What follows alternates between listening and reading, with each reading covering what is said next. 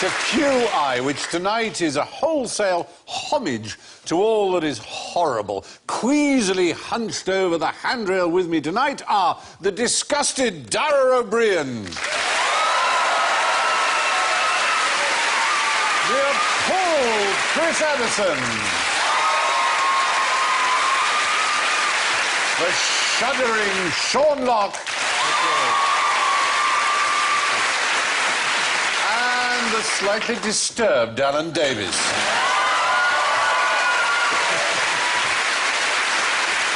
The buzzers are a hideous foretaste of the loathsomeness to come. Chris goes, "Ugh!" Dara goes, "That is disgusting!" Sean goes, "Thank you, Sean." And Alan goes, "Hello, I'm Piers Morgan."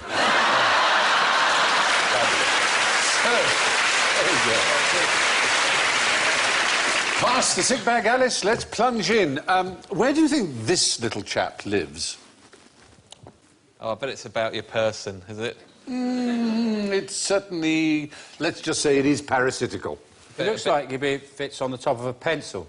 There's a good luck charm for your exams. You know, like kids have stuff on the end of their pencils, yeah? Yeah. One of those? Or has someone's head been removed? Is it a massive thing?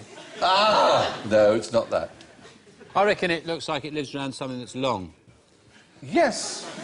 Long and it's got lots of blood in it. It's... yeah. Maybe a couple of veins. It might have a couple of veins in it, maybe. Just to give it a bit of purchase, because it was just long and smooth, it would slide down it. Where are you going? Something that's got a certain texture Sean, to it. Sean, It's got a bit of give in it. I'm going to rein you in, Sean. I'm just... Yeah.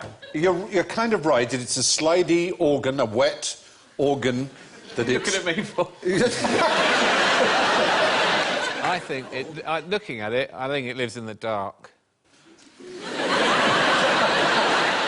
It's black all around it. Yeah, that's it in its natural environment. Yes. No, it's got that translucent, I'm not worried about how I look thing. Yes. Actually, it's a mouth piece. It's a mouth part that it latches onto. The tongue. The tongue. The tongue, yes. There's a tongue of a particular fish. It is indeed. It's called the tongue-eating louse. Is it the tongue of the... It is... Developed fins. Do fish have tongues? I have never heard of... Yeah? What? Really? What? Yes. Why? They have... Why? Well, how else are they going to whistle?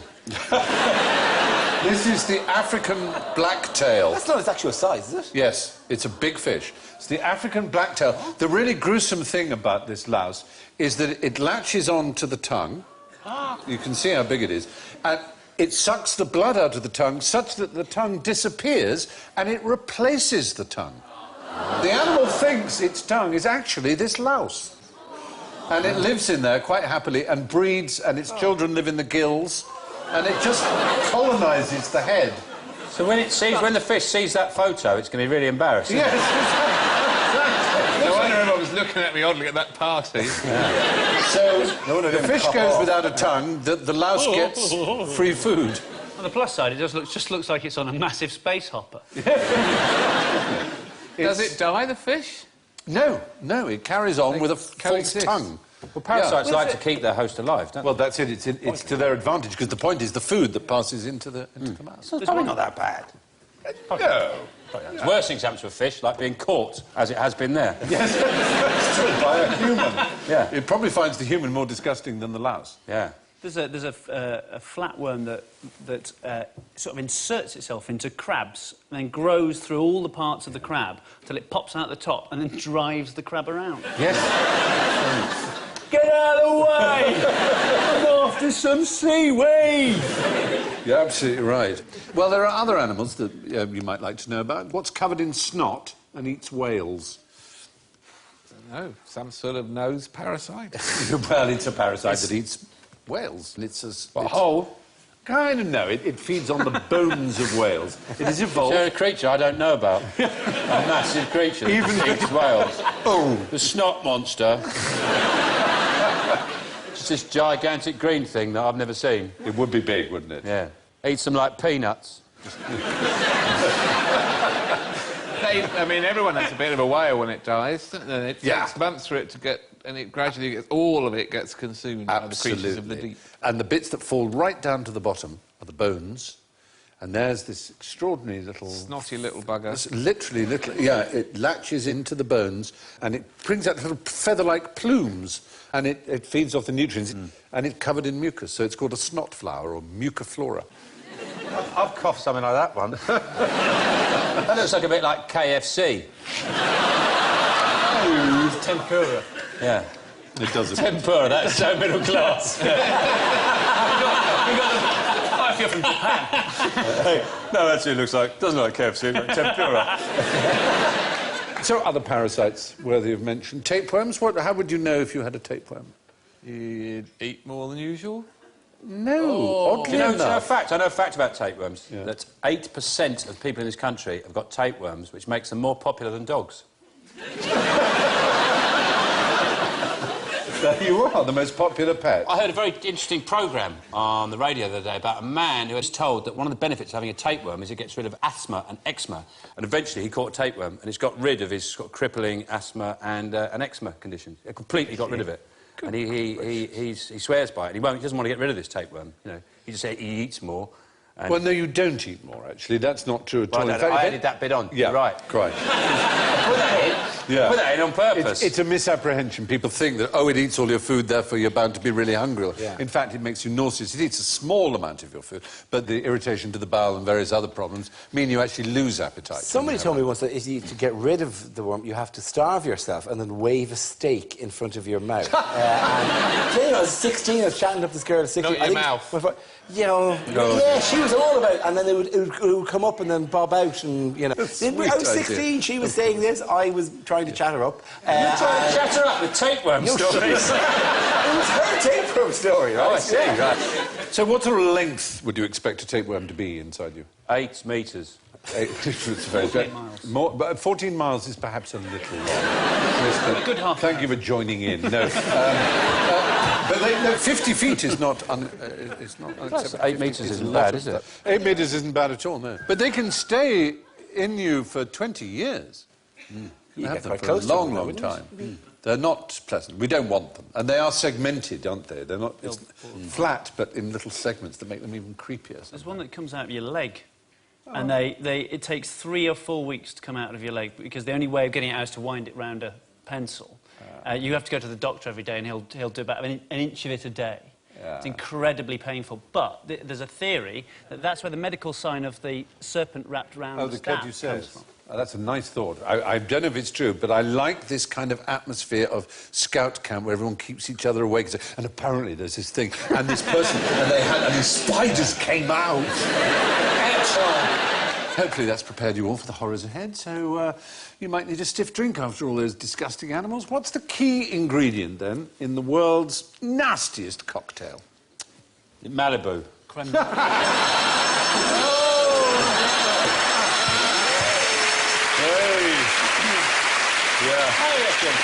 I reckon you've got someone a really good, quick typist. Why is a child catcher now working as a barista? Why is I suppose it's to suggest nastiness. It is indeed Sir Robert Helpman. I think he's there to suggest nastiness. We're after a nasty cocktail. Is it a genuine drink? It's a genuine cocktail that is served in a genuine bar in a genuine place in a genuine country. There's it's one place. There's one place, and it's probably... Give us a clue? It's a part of the body. We're in a country that is sort of known for its cleanliness, probably, more than anything else, and for its... Japan. Switzerland. Canada, which they say of Toronto, it's New York run by the Swiss, so it's that kind of a place. But this is in the Yukon, in a mining bar, the Downtown Hotel, Dawson City. It's a part of a human being. An eye? Toenails. Well, toenails is good enough. Bogey. It's a toe. A toe. Toe. Yeah. The sour toe cocktail is the spécialité de la maison in the downtown hotel. Where did they get the toe? Yeah. Well, there's a whole story there. Yeah. It started in the 1960s when a figure called Captain Dick Stevenson, he'd been all kinds of things, from a male stripper to a miner to a lumberjack, all the, the way that manly usual men are. ones. Yeah. Exactly. And he found himself in an old cabin, and there was a pickled toe that had belonged to a rum runner back in the Prohibition days. And for some reason, he thought it would be Pop that in amusing my drink. to offer as a challenge to put it in alcohol, and the idea was you drank it. And it became a very popular drink. You kept the toe, though. It moved from glass to glass. But the important thing was, there's a little rhyme, which is the key, is you can drink it fast, you can drink it slow, but the lips have got to touch the toe. So the toe has to touch. But unfortunately, there was a series of accidents. In 1980, Gary Younger, a local miner, accidentally swallowed the toe. So they found another one, this very nice lady called Mrs. Lawrence of Alberta, whose middle toe was amputated due to an inoperable corn, donated it. So you were then drinking a toe that not only was amputated, but had a hideous corn on it. And people... That lasted well. It didn't have to be alcohol. I've drunk worse than that. I remember being at a party once, no glasses, drinking tea and Maria out of a dog bowl. Wow. Saying, no glasses. Way. That's chicken, it's fine. So, yeah, they've gone through a lot of toes now. In fact, they have a collection. People know about this bar, so they donate their toes if they're going to be amputated. So they have some packed in rock salt in the back. You can choose your toe to have with He it. looks like he finds it hilarious. I can imagine going, you're gonna have to drink the toe! That's brilliant, you're gonna drink the toe! It's I only, love that! it's only $5 a shot. They reckon 35,000 people have done it. Yeah. It's quite popular. I mean, you're likely to pass on germs, though, aren't you? All those people touching the same toe seems very unsavoury. Yes, you might. Is a toe supposed to retain any flavour? Is it has it been pickled in a way that makes the drink more interesting, or is it just for the? It's just so you can say you've done it these days, isn't it? It's pretty... But it's leather now, I would imagine, isn't it? Well, leather and a hint of nail varnish. Anyway, there we are. Yeah, that's the Downtown Hotel in Dawson City in the Yukon, and it offers its patrons the sour toe cocktail, the liquor of your choice, garnished with a severed human toe. Could be worse, though. Give me one good reason to put a frog's bottom in your mouth.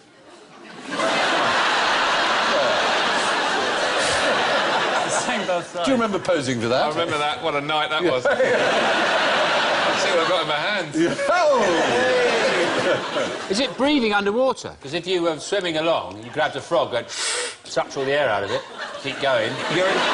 You've just got to swap round your elements, your Aristotelian elements. You said you're in water, sucking air out of a frog. Imagine you're in air, Sucking water. suck water. You're in the desert, you're in the Australian desert. Right.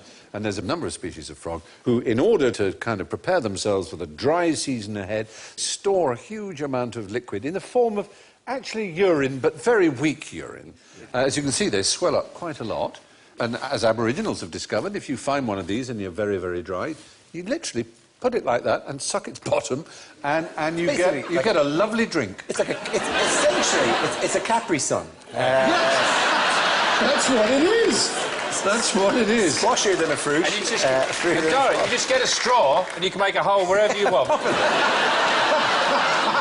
It's Cyclorana platycephalus, the little round frog with the flat head, essentially, also known as the water-holding frog. Presumably, though, the photo of it I'd like to see is the one after all of the water he'd carefully stored inside, and he's there all loose and going, thanks. And then to go find more water again. It is a bit mean, isn't it? Yeah. It buries itself under the ground in that condition in the summer and kind of sleeps, which is the opposite of hibernating. And there are points at stake.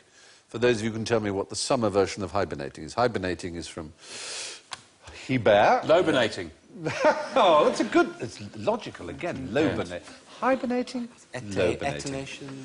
You're so close, yes. It's Your audience knows, I expect. It's squashing in a minute. Eastivation, they're saying there. Yeah, very good, yeah. Eastivation. And if that's made you feel ill, answer me this. And what's the best way to get rid of a leech? Stand near someone fatter. Just go, Go on. Off we go. Look at that. Check that out. Because you think they like going through fat, burrowing through fat to get to the blood. Well, I figured there'd be something a bit more tasty than my wizened. You'll eat your Dry. lated blood. Yeah. Well, you don't want to rip them off, do you? You do, why not? Doesn't that do more damage and leave bits of them in you or something? It's going to turn out to be ripping them off. Oh, yes. All right, burn it off. You want to burn it off, really? Douse it in some sort of vodka whiskey spirit thing.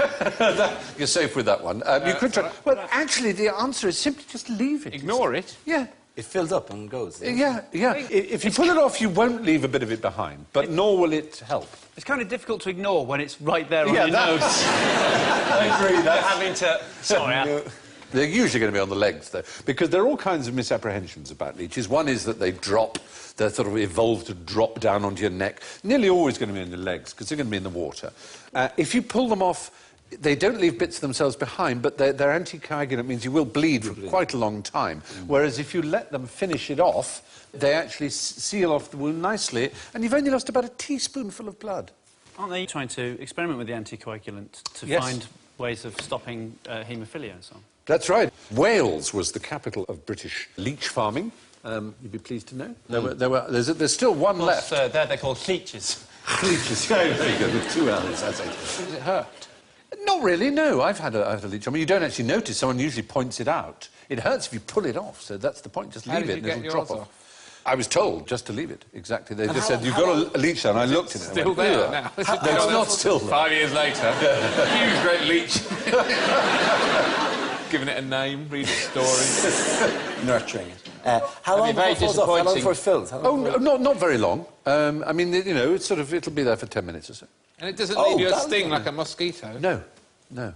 But if you burn one, it will come off, won't it? It will, but it's bad for it. It will make it vomit, which is a bad thing, because other blood it's got in it may go into you from someone else. It's just completely unnecessary. Just leave it be. It's nothing like as annoying as a tsetse fly, for example. Or a human. Or as painful. Or a human that bit you, for example. Yeah. People used to farm them. People used to stand around in sort of pools of water Exactly. and get them all over their legs, and then presumably they used to take them off. So they must. Well, they'd wait for them, yeah, that's right. were They'd they just sort waiting of for peel them them then, off did they? when they finish. Pop them into buckets, sell them. The National Health Service, well, to doctors. Right. I mean, another name for a physician was a leech. It's what you called a doctor, because one of the most popular cures, so-called, for anything was bloodletting. And leeches were actually the least harmful. Those are the worst kind, what a doctor would call the phlebotomy, a cutting of the vein.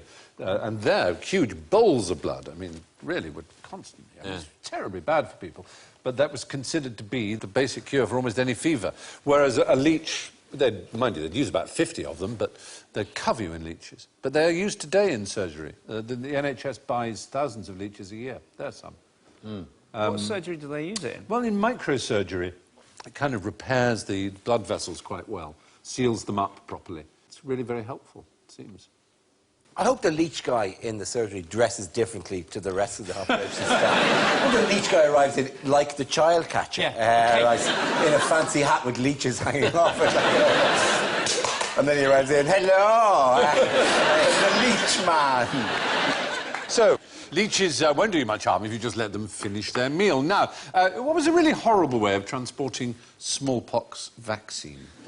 Was it by Marty Feldman? God bless him, I remember that scene so well, don't you? You mean now, when are they transporting smallpox? No, now you would Within an transport animal. smallpox. You infect an animal and then you transport the animal Sheep. and then you take You've got the right principle. It's actually not an animal, though. People?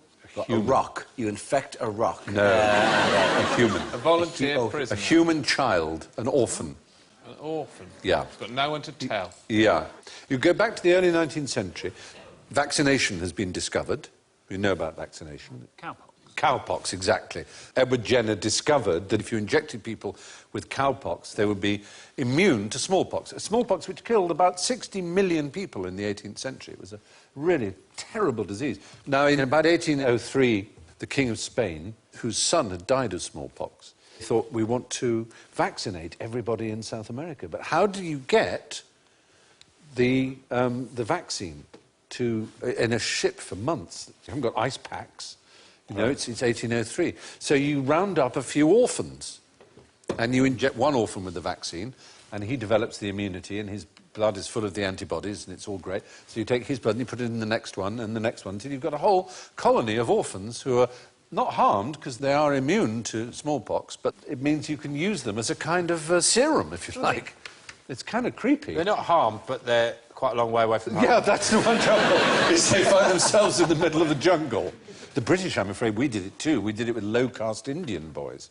It's a pretty squalid thing to do, but it did work. It saved hundreds of thousands of lives, but, as you say, at the expense of some rather bewildered Spanish orphans. Yeah, but presumably they weren't brought there and then summarily killed. No, not killed, but they were just left there, presumably. I mean, they were orphans anyway, so you may say maybe they wouldn't have had that good a future in Spain in 1803. Yeah.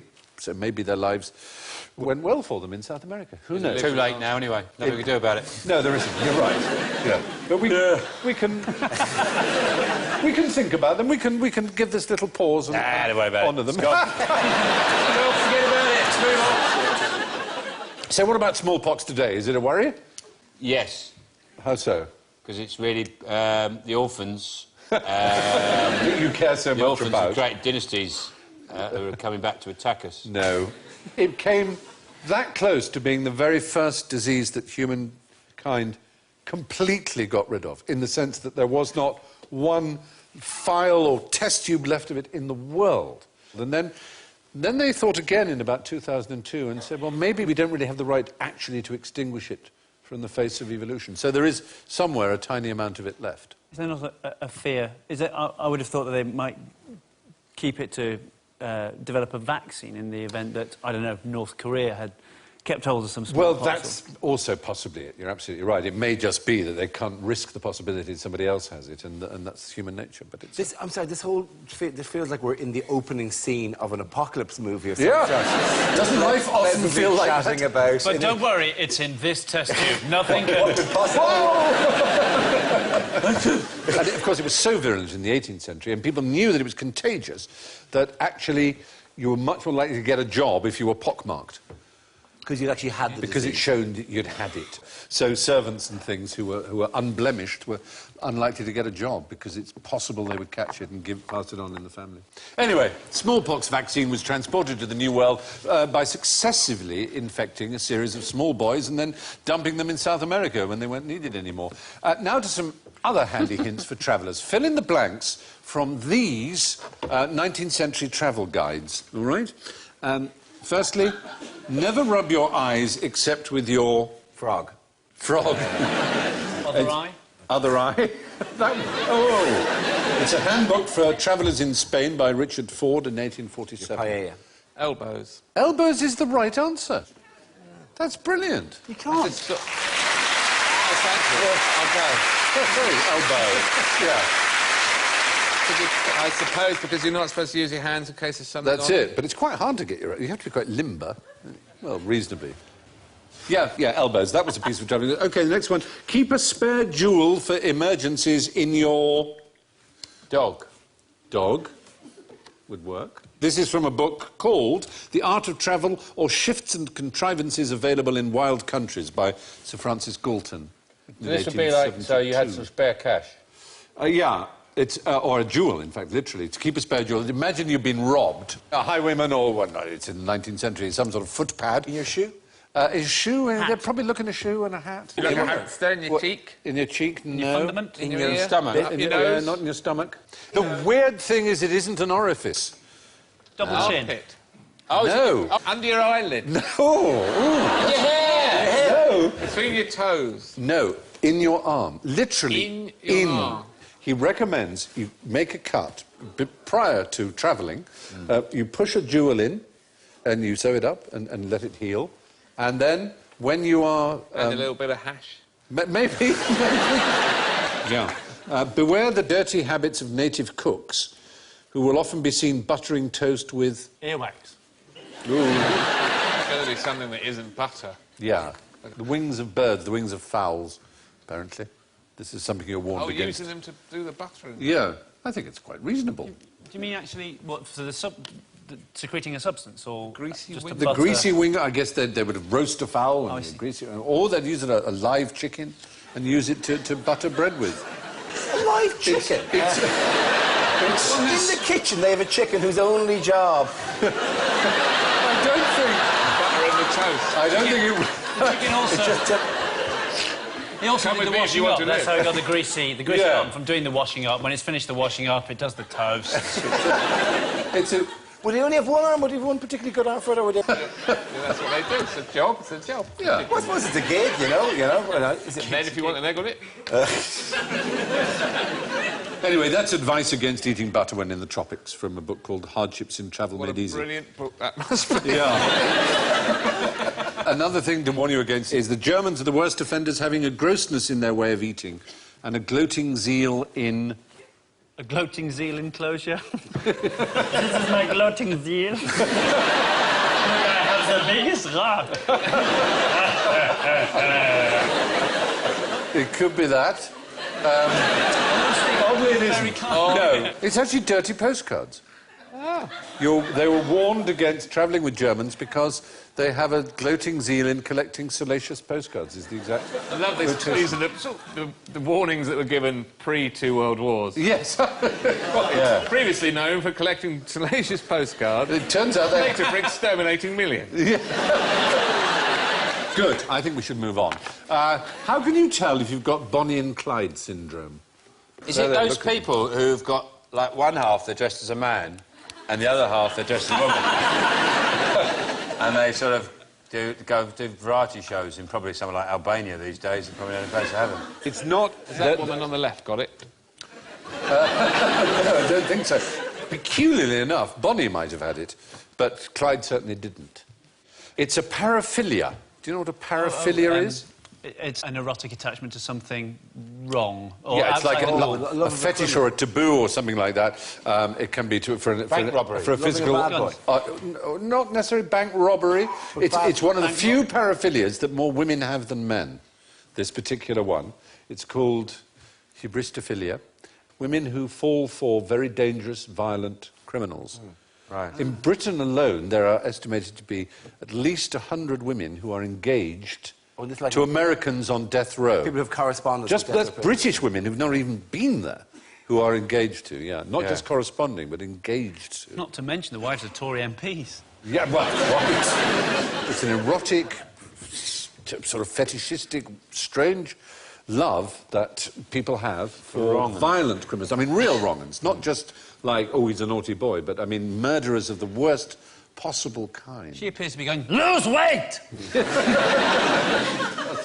That's the real Bonnie and Clyde. Yeah, the casting was quite favourable to them. It was, wasn't it? I've never seen a picture of them. He just choose to wear a hat. There are no Faye Dunaway and Warren Beatty in real life, has to be said. No, the real Clyde Barrow was an absolute institutional criminal. I mean, a really violent, unpleasant man who murdered a lot and killed many people. But Bonnie might have had this. A lot of the gang members said she never raised a gun or killed anybody, and that she was fond of poetry, she was privately educated, she was intelligent, and maybe she actually had hybristophilia for Clyde. So why do we think men don't get... Why would men not find that as appealing? I don't know, maybe it's something to do with that, with the risk of being sort of clichéic about these things, that some women's belief that they can improve people in a way that men don't seem to have that desire to believe... Seriously violent criminals are quite good at sex. Are they? I don't know, I'm just guessing here. You've got to say they are, otherwise I'll blow your brains out. I imagine they're quite horny. Maybe they're just... On a moped. There are various theories given. Their glamour for notoriety, vicariously gratified propensity for violence themselves, religious fervour, sometimes evangelical Christians who think that they can convert there's a very sad case of two Christian sisters from Australia called Avril and Rose who left marriages they were already in, so-called boring marriages, for two criminals in Australia. Avril was battered to death with a hammer by her husband as soon as he was let out of prison, having married him when he was in jail. And the other one, Rose, her husband was put back in prison after he tried to cut her ear off and pull her teeth out with pliers. So these are not nice people they're falling for. They're bad choices. They're bad choices. Yeah, they are bad choices. Yeah. There's another paraphilia called hapaxophilia. That's someone who gets off on being robbed. That exists. Did you see the documentary with the guy who fell over the car? There's a guy who... Oh, yes. Yeah. How to say you would have sexual relations with genuinely cars. would, yeah. Yeah. And they brought two of them together, two of these guys, in a kind of weird kind of... Well, being together, they'll have something to talk about, the two of them. But one of them shagged the other guy's car. I'm really angry about this. Well, there you are. That's the Bonnie and Clyde syndrome. Hybristophilia. And it's an attraction to people who've committed terrible crimes or atrocities. Name a pizza topping that eats insects.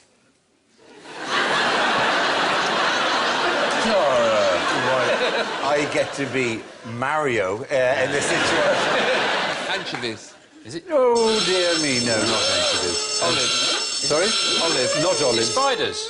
No, is that a pizza topping? Well, yeah. Pineapple. Yeah, you can put anything on a pizza. Pineapple? No. It's no more ridiculous than pineapple on a pizza. Yeah. Spiders. Cheese. If someone said to me, do you want spiders on that? I go, yeah, all right. Would If you you? can have a chicken tikka pizza, I think spiders is a very small leap further. Do you? Peppers. Not I've peppers. forgotten what the question is now. What is it that Tomatoes. Pizza topping. Tomatoes is the right answer. 50 points. Yeah, maybe. No, Some points. Yeah, they eat insects. Tomatoes eat insects. It's not their only diet. As we know, tomatoes grow like a lot of fruits and vegetables. They draw their nutrients out of the soil and can be grown hydroponically. But also, they have another way of ingesting nutrients, and that is trapping insects in the furry, the hairy stems. They die and they absorb their nutrients. So this they is- are insectivorous. Not while they're on a pizza, though. Not while they're on a pizza. That'd be bad news for the spider, wouldn't it? If you're watching your spider pizza and then they get eaten by the tomato. Fortunately. Well, that's how you promise get the that. flavour. That's how you get that lovely spidery tomato flavour. They trap them, and so they fall down into the ground and then are absorbed up through the soil. But it's a way of collecting richer soil by filling it with dead insects. You see? OK, very good. Tomatoes trap insects in a deadly embrace on their hairy stems and use their decaying bodies as fertiliser. But what is it that this flower behind me eats that Louis XIV ordered to be removed from the corridors of Versailles once a week? Peasants. Not peasants. You want to get a sense of the scale of the flower. That central bowl shape is about the size of a palm of a human hand. Like a mouse. Well, a mouse-like animal, that plant is a really extraordinary plant. It's a lavatory plant. It's a toilet seat. It looks like a toilet seat, toilet with a seat, a bowl, and that's what it is. It is an amazing achievement of evolution. It attracts a little shrew by giving out a sweet, buttery smell, and the shrew sits on it like that, and it has to face that way because that's where the smell is, and it can lick its nectar from there. And this shrew poos when it eats. it's its habit. So the poo goes into the plant and gives the plant about 70 to 100% of its nitrogen. So it's a fabulous system. That shrew's going, do you have to take a photo now while I'm on the job? But isn't that a pleasing way for a plant to develop? So hang on, the thing that Louis had removed was poo, basically. Yes, poo. Yeah. Once a That's where he week. got the name Louis. Once a week from Versailles in the corridors because he was a hygienic fellow. Once a week. Into these plants. No, you weren't. No, never mind. So that's just a coincidence. Yes, it's a link. What you've done is you've joined I've two joined ideas, two things together. A way of talking about a plant that's a lavatory and a way of saying that Versailles, which is one of the most elegant palaces in the world, in its day was full of people who never bathed and whose idea of hygiene was clearing poo from corridors once a week. So it's human So poo. they're human Yes, poo. human poo. They just have a crap in the corner. Basically. Right. Just chatting away to a lady. Oh, mademoiselle de la Beauvoir de Verre. I manger... excuse me a minute.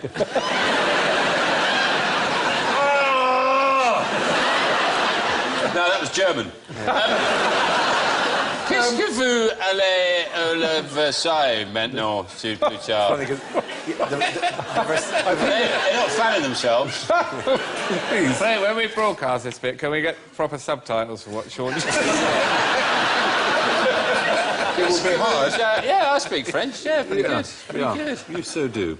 Well, yeah, I'm not quite sure necessarily in front of ladies like that, but the point is it's a very robust, non-bathy sort of place in which the poo piled up in corners. They got gardens. It's famous for the gardens, Versailles. Yes. There's bloody gardens everywhere. Can't poo in the garden. Someone spent ages making The point is that toilet bowl-shaped Nepenthes iowiwi lives primarily on shrew faeces. The French in Louis XIV's time weren't keen on washing, but drew the line at leaving piles of excrement around the house for more than a week or so. One horrible thing all of our panel, I suspect, has experienced is heckling. So where did the first hecklers come from? What did they do for a living? In the House of Parliament? No, it wasn't the House of Parliament. A heckle is actually a word meaning a comb for dividing two types of fabric, of flax, for making yarn. And people who did that were called hecklers. And there was a particular place. Where was the capital of the jute industry in the 19th century? Scotland, Dundee. In Dundee, absolutely right. And the Dundonian heckler was known to be a troublemaker, a rabble-rouser. Violent harangue and ferocious debates they were known for. And so to publicly question, to shout, to harangue, was like being a heckler. It was a back formation. You were a heckler, and so what you did was to heckle. And that's where the word comes from. I thought you'd like to know that. That's interesting, yeah. Have you been heckled much? No. You've had an easy life. I didn't used to get heckled. If people didn't like me, they just start talking amongst themselves. I remember seeing two girls in the front row of the Comedy Store. One turned to the other and went, "He's lost it." That's very disturbing. Really gets under your skin, then. I kind of had to go to them to get them to talk. I was in Liverpool on this trip, and I was talking with dreams, and about occasionally having a dream about a famous person, and some bloke in the crowd shouted about that he had a dream about Kate Winslet, and I said, "Oh," and I said, "Was it a sexy dream?" And he goes, "No, she turned me down."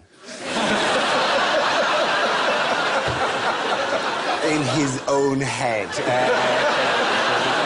I dream about Kate Winslet. I said, but I said to him, I said, were you disappointed? And he goes, "Nah, I didn't hit her with my best stuff." That's very strange.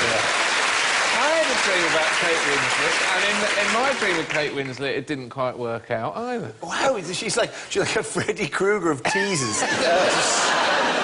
Well, thank you very much. Yes, hecklers were originally people who split the fibres of flax and hemp to spin into yarn.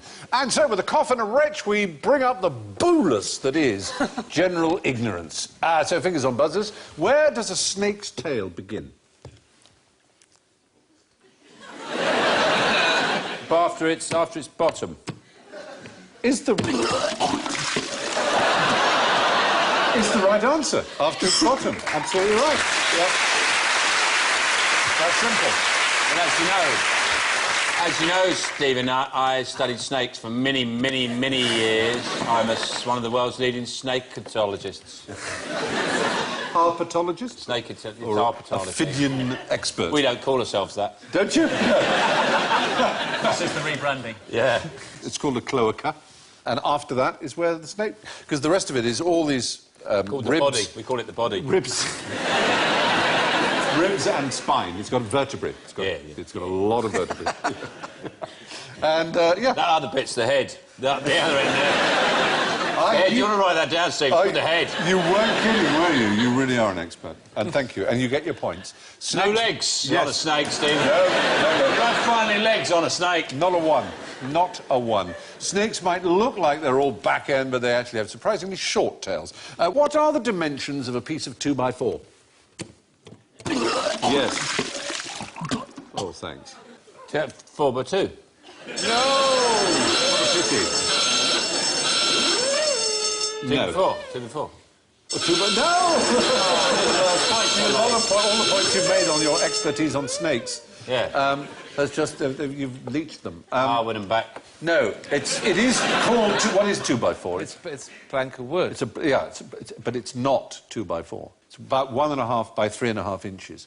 It's based on what's called a dimension block, which was originally itself 2x4, but it's then shaved and planed, so it's a lot smaller. But even now, the original dimension block is smaller or larger. It doesn't actually matter. It's just a block of wood, and it's still called a 2x4, even though it no longer is. Now, we saved the most disgusting, the most horrible thing of all for last. What am I describing? Allegedly, it can cause birds to fall dead from the sky, and it's banned by airlines, but it's quite good on toast. Oh, no! No wonder you've not been getting points, Chris. Oh, that's typical. Yes, that's unfair. Chris, you can answer. What was the question? Is it gentleman's relish? No. I have some here. I have a can of it. But, and this is a genuine can of it. It's a caviar. No. Oh, this is something rotten, isn't it? Yeah. Scandinavian rotten food. It's Scandinavian rotten fish. It's They have it on Midsummer's Night, don't they? I've always wanted to try that. Surströmming. I've actually been told, and you may say, oh, go on, Stephen, that I cannot open this, that if I did, the audience, probably the audience at home would go away. It is apparently so disgusting that it would never leave the studio.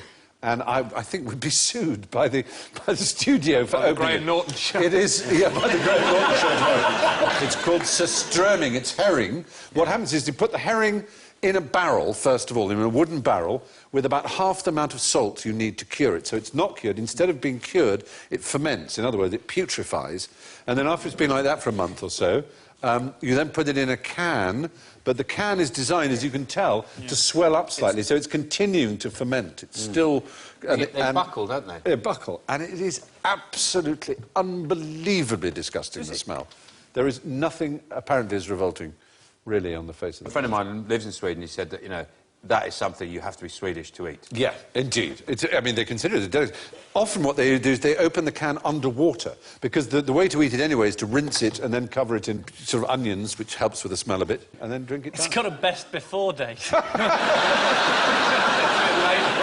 It is a bit late. I'm going to move this away Best because... before we canned it. Yeah. Apparently, in the 16th century, there were... you can have a look at the can, but please don't open it. There were Swedish sailors... No. Who ran out of salt, and they had this rotting fish, and they found some Finnish islanders that they sold it to, thinking that, you know, they're idiot foresters and who know no better. And then a year later, they came back, and they met these same people, and they said, can we have some more of this rotten fish, please? So they thought, oh, maybe it's good. So they tried it themselves, and apparently it is tasty, even though it smells It's a can. beyond anything. Yeah, I'm glad to say the can is holding up. So, there you are. Surströmming Baltic herring fermented in cans with foul-smelling and explosive but allegedly delicious results. And so we head now staggering towards the bucket, and there only remains the horrible embarrassment of the scores. And, well, I have to say, totally repulsive as they all are, it's pretty impressive. In first place, repulsing all comers with a positive 2 points, Dara O'Brien!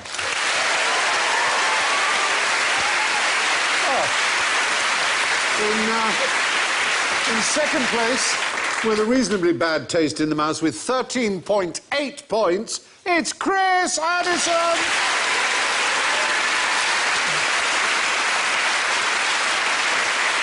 Gagging slightly from time to time, Sean Locke with minus 33!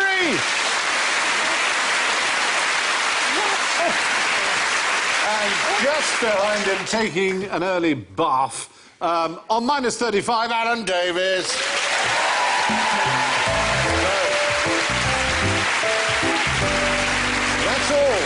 That's all from the stomach-churning edition of QI. So it's good night from Chris, Sean, Dara, Alan and me. And one final word of advice. If you can't be a good example, try to be a horrible warning. Good night. Thank you.